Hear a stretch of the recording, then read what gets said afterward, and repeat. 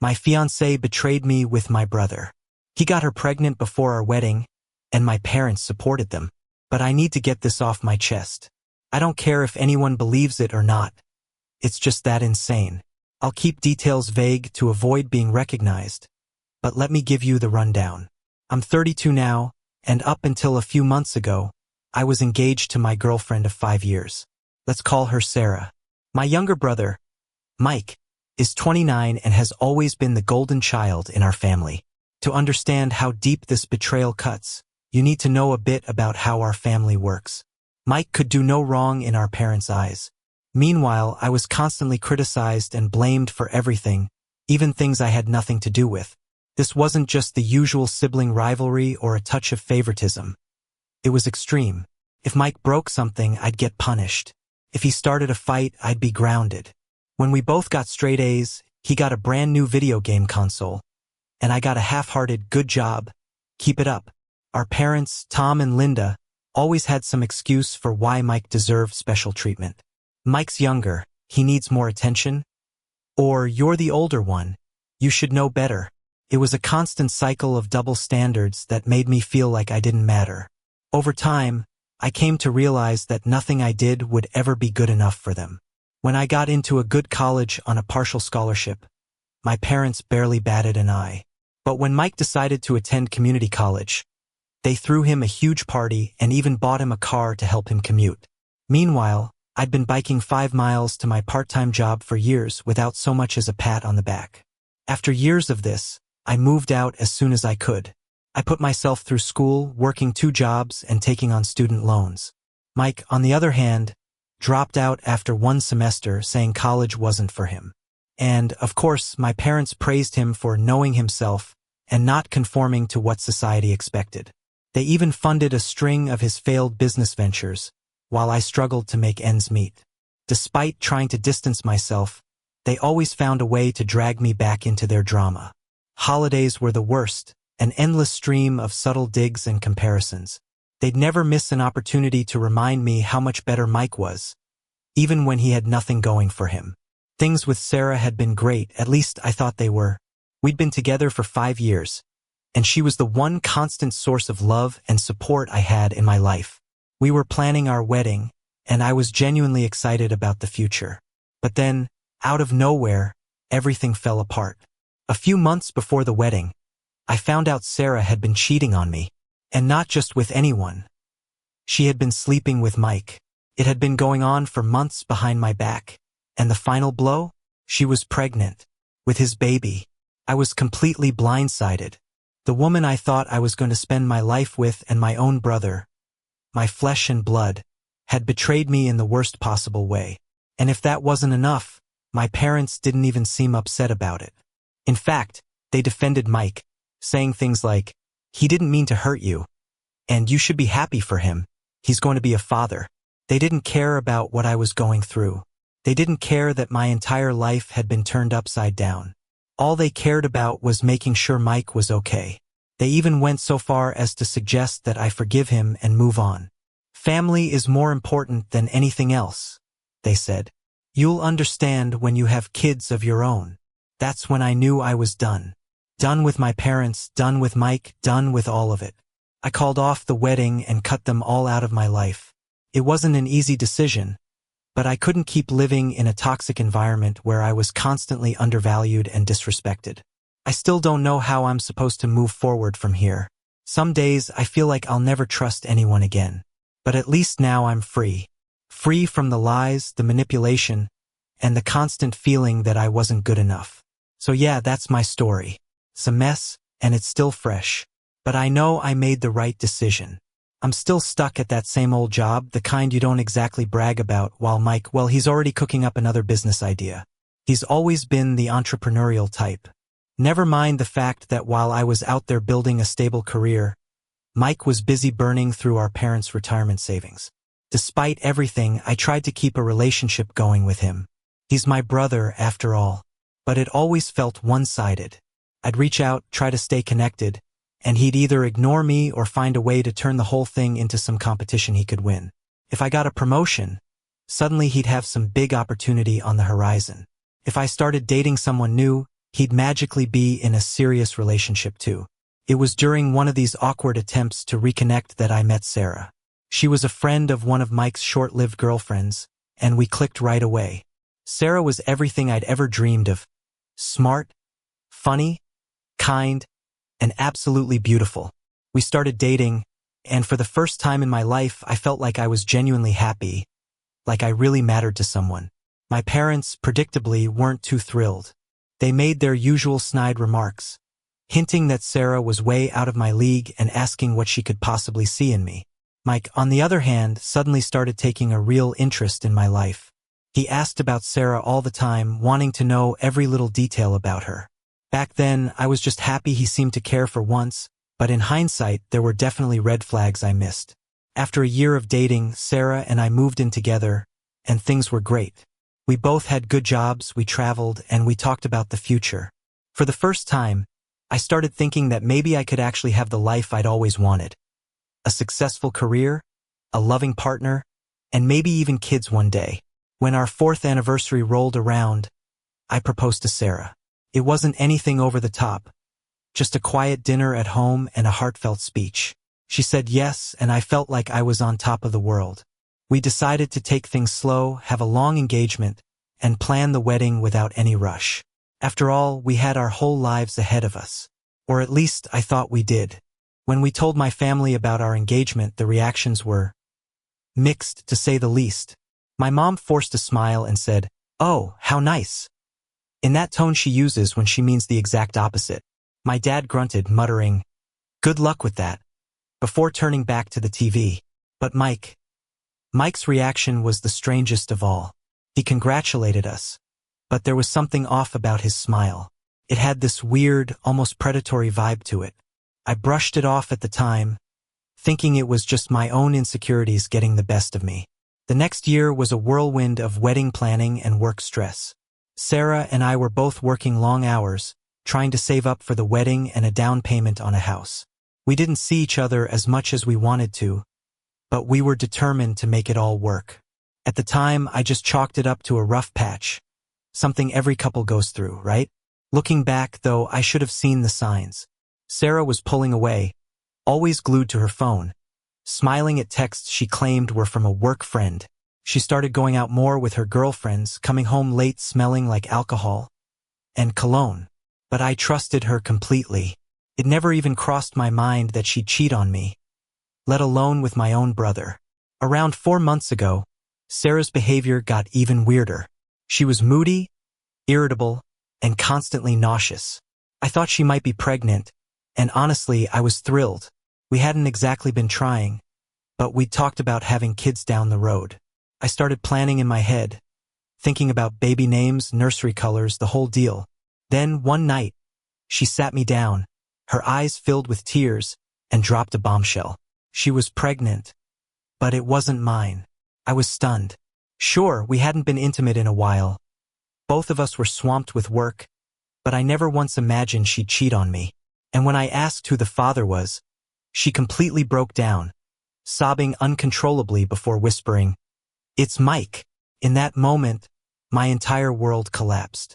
Everything I thought I knew, everything I'd built my life around, came crashing down in an instant. I couldn't breathe. I couldn't think. There was just this crushing sense of betrayal and loss. Sarah tried to explain, her words coming out fast between her sobs. Apparently, it had all started at our engagement party. Mike had cornered her, telling her she was making a mistake by marrying me. He played on her insecurities, telling her she deserved better, that he could give her everything I couldn't. And it hadn't just been a one-time thing. They'd been having an affair for months. That night, I kicked Sarah out. I couldn't stand to look at her, couldn't be in the same room with the woman who'd betrayed me so deeply. She begged me to forgive her, swore it was a mistake, that she still loved me. But all I could think about was how many times she'd lied to my face. How many times she'd been with Mike while wearing the ring I gave her. After she left, I called Mike. Honestly, I don't even remember what I said. The whole thing was just a blur of rage and hurt. At first, he tried to play it off, saying it was just a drunken mistake, that it didn't mean anything. But when I pressed him, he got defensive and said, "Well, Maybe if you'd been a better fiancé, she wouldn't have come to me. That's when I saw red. I got in my car, drove straight to his apartment, not even sure what I was planning to do, but ready to make him regret those words. When I got there, though, our parents were already there. By the time I got to Mike's place, our parents were already there. Apparently, Mike had called them first, spinning some ridiculous story about how Sarah had seduced him and how he was so sorry for everything. And, of course, they believed him. They always do. My mom immediately launched into one of her lectures about forgiveness and how family is everything, while my dad just stood there, arms crossed, staring at me like I was the disappointment. Like this was somehow my fault and not Precious Mike's. I tried to explain what really happened, to tell them the truth, but they wouldn't listen. They kept pushing the same old line, saying I needed to forgive Mike, that I should support Sarah through the pregnancy. Because family comes first. That's when I snapped. Years of pent-up anger and resentment just poured out of me. I told them exactly what I thought of their warped sense of loyalty, how they'd always put Mike on a pedestal while leaving me in the shadows, how they'd never once had my back. I told Mike he was dead to me, that he wasn't my brother anymore, and I told my parents they could keep the son they've always wanted, because they no longer had me. I stormed out, ignoring their shouting and pleas for me to come back. I just needed to get away from all of it. I drove around aimlessly for hours, no destination in mind, just needing to escape. When I finally went home, I saw dozens of missed calls and messages. Some were from Sarah, begging for another chance. Others were from Mike, flipping between half-hearted apologies and trying to blame me for everything. But most were from my parents, demanding that I grow up and make things right. I ignored them all. Couldn't eat, I barely slept. I used up all my saved vacation days from work. I just couldn't face anyone, couldn't stand the thought of having to explain what happened. I sat in my apartment for days, replaying every moment of my relationship with Sarah, every interaction with Mike, trying to figure out where I went wrong, how I hadn't seen this coming. It's been 3 months now. I've moved to a new apartment, changed my number, and even started therapy to help sort through all this mess. But my family, they just won't let up. No matter how hard I try to cut them out, they keep finding ways to intrude on my life. They've even started showing up at my workplace, trying to ambush me into some kind of forced reconciliation. My mom corners me in the parking lot, crying about how I'm tearing the family apart.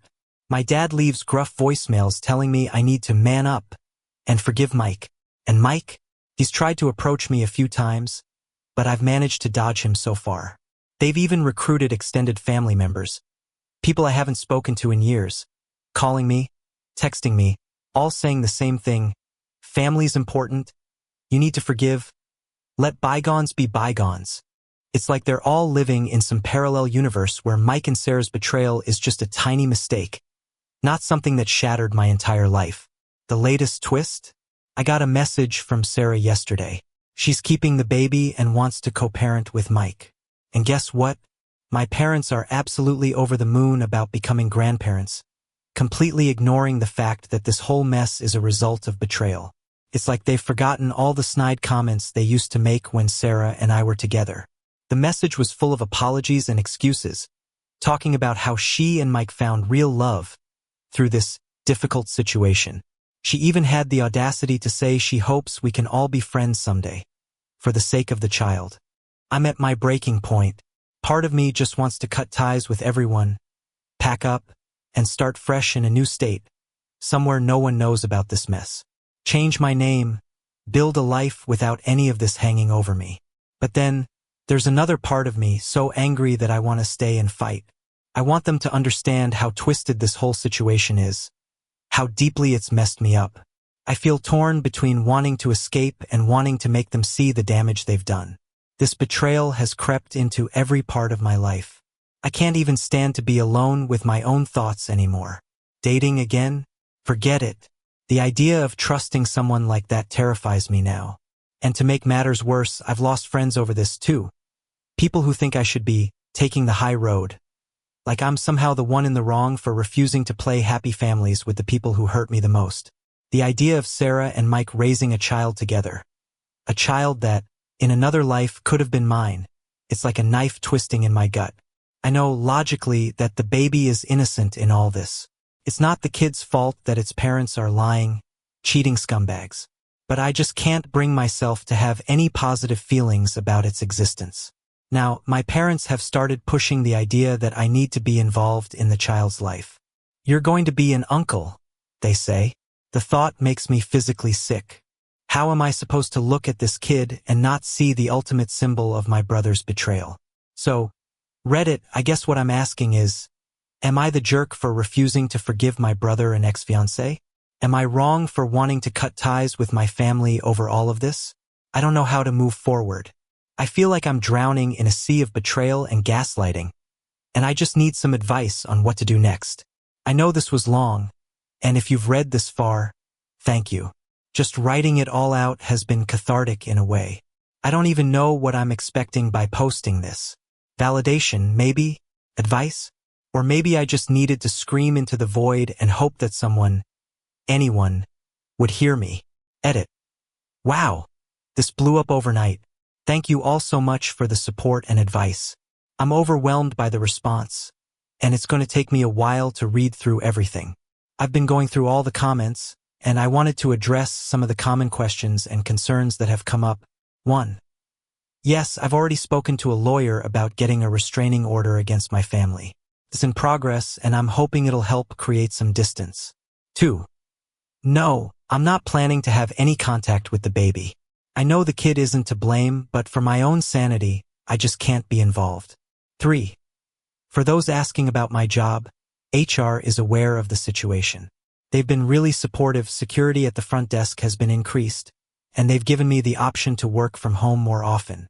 I'm incredibly grateful for their understanding. 4. A lot of you have asked if I'm thinking about moving to another city or state. It's definitely on my mind. My company has offices in other locations, so transferring could be an option. I'm still weighing the pros and cons. 5. For those suggesting a DNA test, Sarah has already admitted to the affair, and the timeline lines up. I don't have any reason to believe the child isn't Mike's. And honestly, even if, by some slim chance, it turned out to be mine, I'm not sure I could ever look at that child without being reminded of everything that happened. 6. I've been blown away by how many people have shared similar stories of betrayal. It's heartbreaking to see how common this is, but at the same time, it's oddly comforting to know I'm not alone. Thank you to everyone who's been vulnerable enough to share your own experiences. 7. Someone asked if I've thought about legal action against Mike for alienation of affection. I looked into it, but unfortunately, it's not recognized in my state. Even if it was, I don't think I have the energy for a legal battle right now. 8. Several of you pointed out that Mike's behavior sounds narcissistic. I've started reading up on narcissistic personality disorder, and a lot of what I'm learning fits. It's helping me understand, though definitely not excuse, his actions. 9. As for Sarah's family, they're as shocked and disgusted as you'd expect. They've completely cut her off and have even reached out to offer me their support. It's a small comfort, but I do appreciate it. 10. Someone asked if I've thought about having kids of my own someday. Honestly, this whole experience has made me question whether I even want a family. But I'm trying not to make any major decisions while I'm still processing everything. I'll post an update if anything major happens, but for now, my focus is on healing and moving forward. Thanks again, Reddit. You have no idea how much your support and advice have meant to me. It's been a lifeline during this difficult time, and I'm truly grateful. I may not be able to respond to every comment, but please know I'm reading every single one. Your words are helping me feel less isolated in all of this. Update 1. Hey Reddit, it's been about 2 weeks since my last post, and honestly, it's been an absolute storm of chaos. First off, thank you for all the support and advice. I never expected my post to blow up like it did. Reading through the comments has been both heartbreaking and strangely comforting. It's unreal how many people have faced betrayal like this, but knowing I'm not alone has made it a bit more bearable. Now, let me catch you up on the wild ride these past couple of weeks have been. Remember when I said I was working on getting a restraining order? Well, that turned into a massive ordeal.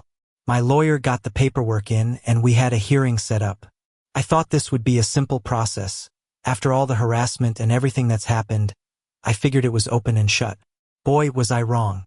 My parents didn't just show up, they rolled in with their own lawyer. And not just any lawyer, but some slick guy in a designer suit who probably charges more in an hour than I make in a month. The audacity was off the charts. They actually tried to turn the whole thing on me. Their lawyer went on about how I was unstable and tearing the family apart over a minor misunderstanding.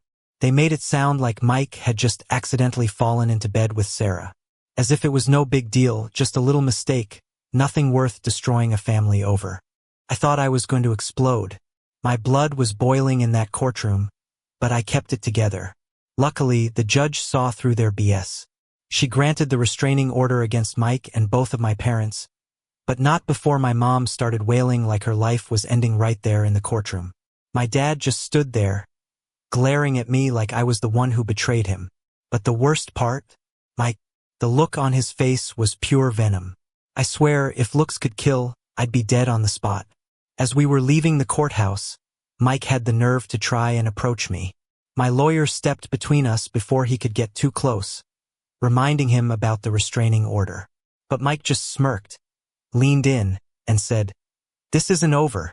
You think you can hide behind a piece of paper forever?" His words hit me like a gut punch. I'll be honest, I felt a chill run down my spine.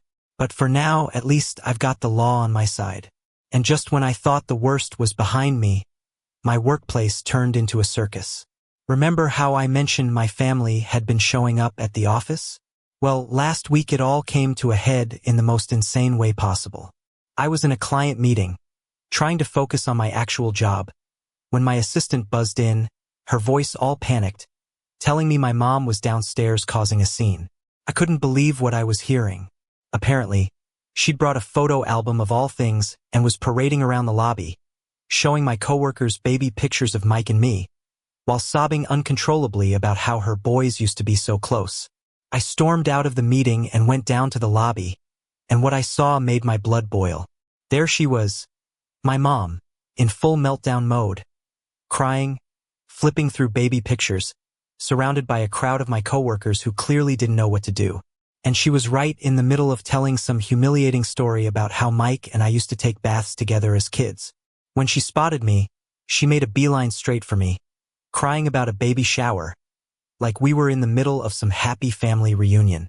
I cut her off cold. I told her she needed to leave right now, or I'd call security.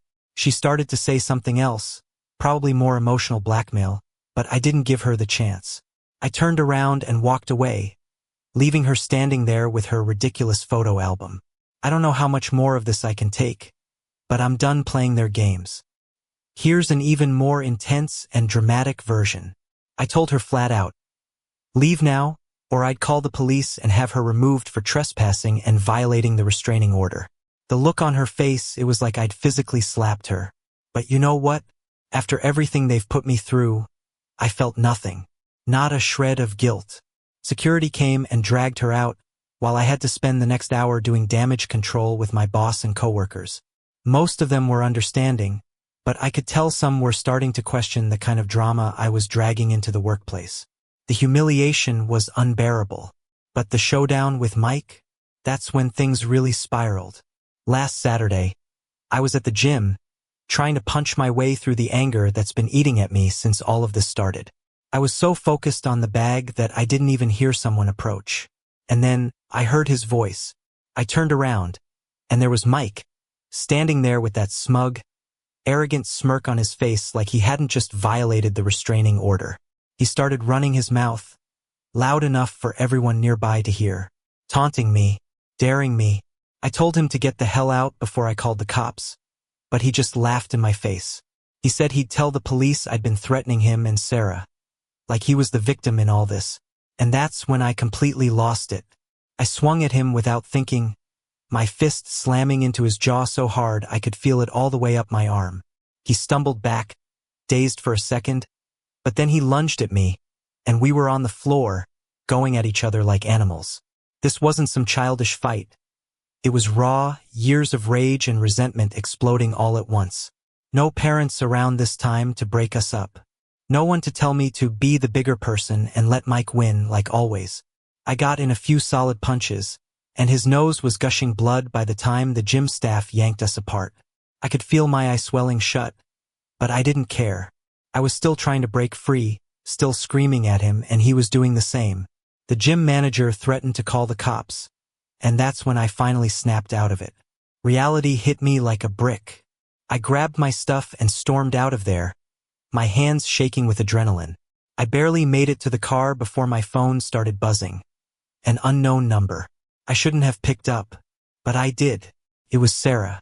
She was screaming at me, hysterical, about how I'd broken Mike's nose and how he might need surgery. And you know what I did? I laughed. Couldn't help it. The sheer insanity of it all. After everything they did to me, now I'm the bad guy for hitting Mike? It was too much. I told her, "Sorry I hurt your little boyfriend. The one you've been screwing behind my back for months." She started sobbing, whining about how she's stressed, how the baby can sense her distress, and how could I be so selfish. I hung up mid-sob and blocked her number. Then the fallout hit like a bomb.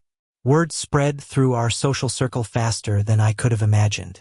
My phone lit up with messages from friends, family. Everyone had an opinion. Some were on my side, but a shocking number were calling me out for hitting my poor, defenseless brother. Like he wasn't the one who started all this.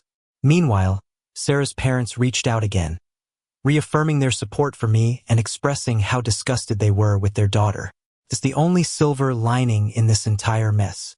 It's a small comfort, but at this point, I'll take what I can get. Honestly, the restraining order doesn't feel like enough anymore. Mike's already shown he's more than willing to violate it, and now I'm constantly on edge, wondering what he'll do next. The legal aftermath has been an absolute nightmare. The day after the gym incident, I got a call from my lawyer. Apparently, Mike filed assault charges against me. I explained the whole situation, how he violated the restraining order, how he provoked me into it, but my lawyer just sighed. He said we'll fight it, but since I threw the first punch, it's going to be an uphill battle. We're in the process of filing our own charges against Mike for violating the restraining order, and my lawyer thinks it'll help our case. But nothing's guaranteed. I've had to go to the police, give statements, show them the bruises on my face and knuckles. The whole thing is humiliating, having to justify defending myself against my own brother. To top it off, the gym banned both Mike and me for life. I can't even be mad at them, but it still stings. That gym was one of the few places I had to let out some of this rage in a healthy way, and now that's gone too. Then, to add more fuel to the fire, my cousin Amy called. She's one of the few people in my family who's been supportive through all this, and she's been catching a lot of heat from the rest of the family because of it. But she's standing her ground. She told me what's been going on behind the scenes, and honestly, it makes my blood boil. Apparently, my parents are going around telling everyone I'm having some sort of mental breakdown. They're spinning the story that Mike and Sarah's relationship only started after Sarah and I broke up, and that I'm just bitter and jealous, unable to let go. Amy says some of the family isn't buying it, but there are others who are starting to believe it.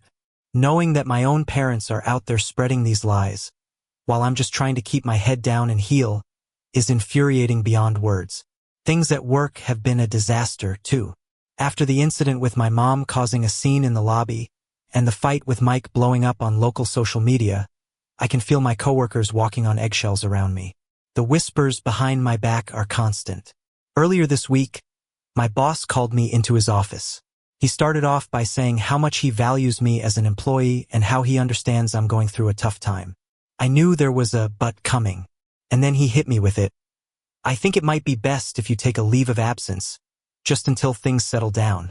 He tried to soften the blow, offering to call it a personal sabbatical and saying it would be paid.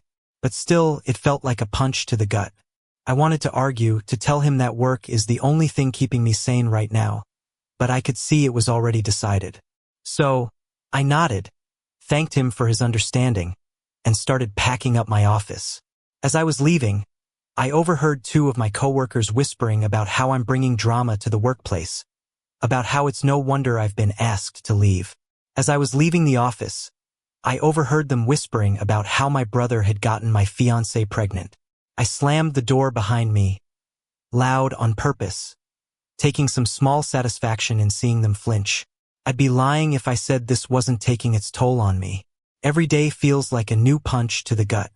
Lately, I've started going on long drives at night just to get away from my apartment, away from the constant reminders of how everything fell apart. Sometimes, I end up parked outside my old place, the one I used to share with Sarah, just sitting there wondering how the hell my life got this messed up. In all this chaos, I found an unexpected source of support. Sarah's younger sister, Emma. She reached out to me on social media, apologizing for her sister's actions and offering her support. At first, I was skeptical. What if this was some kind of setup? But after talking to her, I realized she's just as disgusted by Sarah's behavior as I am. Emma's been feeding me info about what's going on in their world now, and apparently Mike and Sarah have already moved in together. They're playing house like they didn't just blow up multiple lives to be together. Emma says Sarah's been trying to play the victim, crying to anyone who'll listen about how she never meant to hurt anyone, and how she and Mike are supposedly soulmates who found each other against all odds. It makes me sick to my stomach, but I'm grateful to Emma for keeping me in the loop. Knowledge is power, even if it's knowledge I'd rather not have. And then there's the social media nightmare. I've always kept a low profile online, but this whole situation has dragged me into the spotlight. Someone, I'm pretty sure it's one of Mike's friends, posted about the gym fight on a local Facebook group. They didn't use our names, but the details were clear enough that anyone who knows us could figure it out. The comments section exploded into a war zone. Some people were defending me, saying Mike deserved what he got. Others, they were calling me unstable, saying I needed to be locked up. One night, after a few too many beers, I made the mistake of scrolling through the comments. Big mistake. The more I read, the angrier I got until I finally snapped. I hurled my phone across the room, hard enough to crack the screen. That was the breaking point. I've since deactivated most of my social media accounts. I can't deal with the constant notifications, the messages from people I haven't spoken to in years suddenly wanting all the juicy details of my personal disaster. With everything that's happened, I've realized I can't stay in this city anymore. There are too many memories here, too many chances of running into Sarah or Mike or my parents. I've started looking into job transfers. I need a fresh start, somewhere far away from this mess. There's an opening in our Seattle office that looks promising. Yeah, I'm not thrilled about the rain, but at this point, I'd move to the middle of nowhere if it meant getting away from this nightmare. I haven't made any final decisions yet, but the thought of a fresh start is becoming more tempting by the day. New city, new apartment, new life. A place where no one knows me as the guy whose own brother got his fiancée pregnant. My parents, on the other hand, have gone suspiciously quiet since the restraining order was granted. It's eerie. I know it's only a matter of time before they try to weasel their way back into my life, but for now, they're lying low, waiting for their next move. Meanwhile, Sarah is out there broadcasting her pregnancy to the world like it's something to be proud of. Emma has been keeping me in the loop, telling me how Sarah's social media is full of ultrasound pictures, belly shots, and captions about how blessed she and Mike are, how they're so excited to start their family. Every single post is like a knife to the gut. Just when I think I'm starting to heal, a fresh wave of pain hits. So that's where I'm at now. 2 weeks ago, I thought things couldn't possibly get any worse. I was wrong. I'm still furious. I'm still hurt. But now, more than anything, I'm just drained. I don't have the energy to keep fighting this endless battle. I'm tired of justifying myself to people who refuse to see the truth. So, Reddit, I guess this isn't even an update. It's just me screaming into the void, hoping someone's listening. I don't know what I'm looking for anymore. Advice? Sympathy? A time machine so I can go back and stop myself from ever introducing Sarah to my brother? Whatever happens next, I'll try to keep you all updated. Your support has been a lifeline. It's good to know that there are still decent people out there when it feels like my whole world has crumbled into betrayal and lies. Final update. Hey Reddit, it's been a week since my last post, and I'm back with what I hope is my final update on this nightmare. First, I can't thank you all enough for the support and advice you've given me. You've helped me survive some of the darkest days of my life, and I'll never forget that. So where do I even start? A lot has happened in just 7 days, and I'm still struggling to process it all. But here's the biggest news. I'm moving. That's right. I finally took the plunge and accepted a transfer to the Seattle office. It wasn't easy to make that decision, but after everything that's happened, I knew I couldn't stay here any longer. I need a fresh start, somewhere far away from this chaos. The decision came after an absolute disaster of a day last week. I'd just gotten back from yet another infuriating meeting with my lawyer about the assault charges Mike filed against me. My whole body was tense from the stress of it all, and when I got home, I found a letter waiting for me. From Sarah. My first instinct was to tear it up and throw it straight in the trash. But, for some reason, I didn't. Curiosity got the best of me, and that's when everything hit a new level of messed up. I opened the letter and started reading. It was full of the usual garbage. Apologies, excuses, pathetic attempts to justify her actions. She talked about how everything happened for a reason, and how she never meant to hurt me. But the part that sent me over the edge was when she wrote that she hopes we can all be friends someday, for the sake of the baby. Friends. I stood there, reading those words over and over, my hands shaking. After everything they did to me, she has the audacity to think we could ever be friends? That we could somehow go back to playing nice, like she didn't tear my entire life apart? The rage that hit me was so intense I nearly tore the letter in half on the spot. Instead, I crumpled it up, threw it in the trash, and decided right then and there, I'm done. I'm done with this city, done with these people, done with the constant reminders of everything I've lost. The very next day, I accepted the transfer to Seattle. It's not going to be easy, but it's the only way forward. I can't stay here any longer, surrounded by memories of the life I thought I had. I need a clean break, a fresh start somewhere far away from all of this. Curiosity got the better of me, and I opened the envelope. Inside was an ultrasound picture and a handwritten note from Sarah, going on and on about how excited she and Mike were for their baby. She actually had the nerve to say she hoped I could find it in my heart to be happy for them, and how the baby would love to have its uncle in its life. I felt the rage hit me like a freight train. Before I even realized what I was doing, I grabbed my phone, unblocked Sarah, and dialed her number. She picked up on the second ring and I just let loose. I told her exactly what I thought of her, Mike, and their little happy family. I didn't hold back. I told her she was absolutely delusional if she thought I'd ever want anything to do with that kid, and that as far as I was concerned, she, Mike, and their baby could all go straight to hell. It wasn't my finest moment, but it felt like a release, like I'd finally said all the things I'd been bottling up inside for months. That's when it hit me. I couldn't stay in this city any longer. I was suffocating here. That same night, I called my boss and told him I was ready to take the transfer to Seattle. Honestly, he seemed relieved. I think he was worried about how all this drama might start affecting the company. He promised to fast-track the paperwork, and by the next morning it was official. I had 2 weeks to pack up my entire life and move across the country.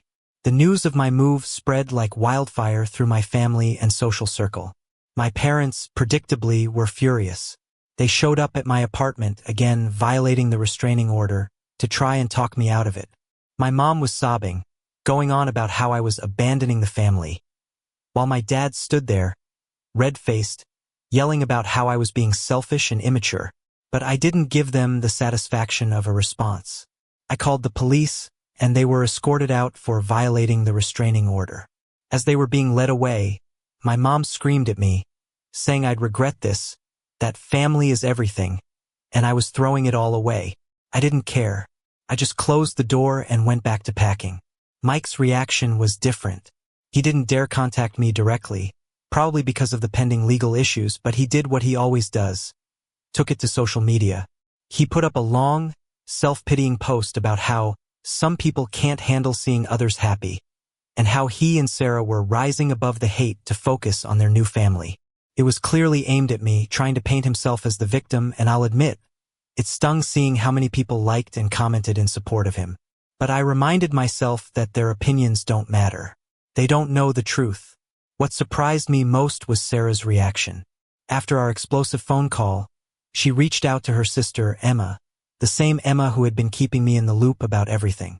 Apparently, my words hit Sarah harder than I expected. Emma told me that Sarah had broken down, finally admitting how much guilt and shame she was feeling. She had been trying so hard to convince everyone, including herself, that what she and Mike had was some kind of fairy tale love story. But deep down, she knew it was built on lies and betrayal. Emma said Sarah had even mentioned going to therapy to figure things out. But honestly, at this point, I don't care. I've made my peace with it. Sarah can go to therapy, Mike can keep playing the victim on social media, and my parents can keep pretending I'm the one who's abandoned them. None of it matters anymore. I'm done. In less than 2 weeks, I'll be gone. Moving to Seattle, leaving this entire mess behind me. Maybe the rain will be good for me. A new city, a new start, far away from the wreckage of my old life. I don't know what's waiting for me there, but it has to be better than this. Emma told me that Sarah finally broke down, admitting she knew what she and Mike had done was wrong. She confessed to being terrified of the future, what their relationship would look like now that it was built on betrayal. But honestly, I felt nothing. It's too late for apologies. Sarah can be as scared as she wants. I've moved past caring. On top of that, my cousin Amy, bless her, offered to help me pack. She's been a rock through all of this. While she was helping me box up my life, she dropped another bomb. Apparently, my aunt, my mom's sister, had a huge blow-up with my mom. Amy said it got ugly. My aunt finally called out my parents for their blatant favoritism toward Mike, accusing them of pushing me aside my whole life. She told my mom and dad that they were reaping what they'd sown, with their years of treating me like the forgotten son. Hearing that someone finally called them out? It's satisfying, I won't lie. After all these years, it's about time someone else saw the truth. As for the legal situation, that nightmare is still dragging on. But my lawyer assures me that moving to Seattle won't affect anything. We're still pushing forward with charges against Mike for violating the restraining order, and we're fighting the assault charges he slapped on me. My lawyer seems confident that the judge will see right through Mike's games, especially with his repeated violations of the restraining order. Plus, the fact that I'm moving across the country only proves that I'm not a threat to Mike. It might even help get his charges thrown out altogether. I'm not sure if I'll post any more updates after this. Part of starting fresh means leaving the past where it belongs. As helpful as this community has been, it's time for me to step away from rehashing this whole mess. I've got to focus on building my new life, not dwelling on the old one. So I guess this is it, my final update. Wish me luck, Reddit. I've got a whole new life waiting for me in Seattle, and I intend to make the most of it.